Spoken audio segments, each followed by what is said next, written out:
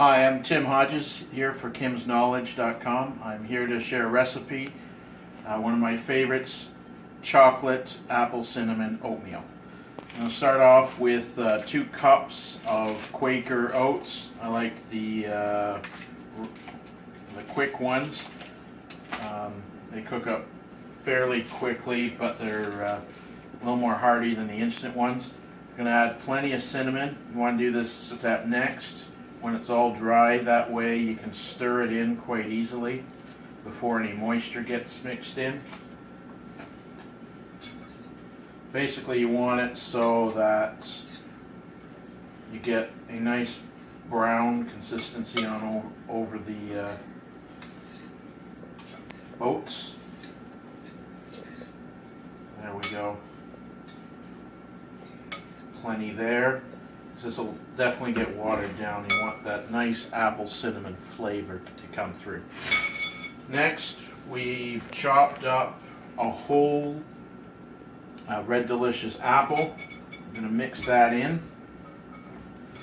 And after we mix that in, and like I said, we want to make sure all the stuff gets mixed in really good. Any chunks of apple that are still sort of stuck together, you want to break them up beforehand. That way,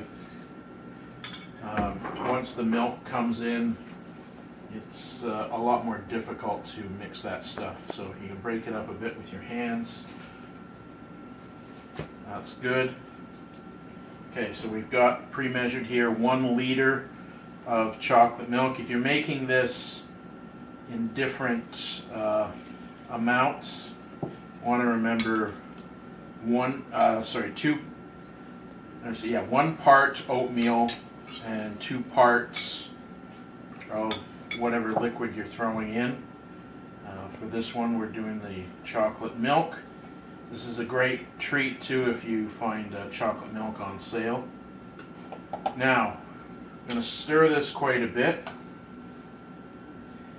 and then we're going to throw it in the microwave to start getting it cooking. One of the things you have to watch out for when it comes to making this versus making just your standard oatmeal is that because it is chocolate you are cooking with, you can't cook it on full power on the microwave. My suggestion is about 60 or 70% in the microwave. Otherwise, you will get kind of black charred bits of chocolate in the oatmeal, and nobody wants that.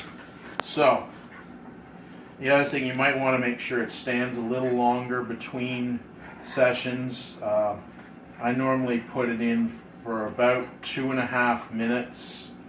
The first one you might get away with 3 minutes, and then go for 2.5, maybe 2 minutes between stirrings and letting it sit a bit. Oatmeal is one of those things I find it has to sit, otherwise if it doesn't sit between sessions it tends to not really absorb. The actual standing helps it do the expansion and absorb all the nutrients of the milk and the water and help with the cooking process. So we'll be right back with the finished product. Stay tuned. Thanks for coming back. Alright, so you want to keep cooking it at those 2-minute intervals and then stirring it, letting it stand for about a minute between intervals till you get that consistency you're looking for. Some people like their oatmeal runny, other people like it thick as a brick, but whatever way you want it, just keep cooking it slowly and letting it stand. That way you don't burn the chocolate.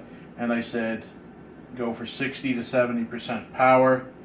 I did this one. It took actually 7 times of actually doing it, letting it stand in between. And you can see it's decently thick. If you like yours runny, then you'd probably want to do it a little less than that. For more great recipes, visit kimsknowledge.com and subscribe to this YouTube channel. Thanks for watching.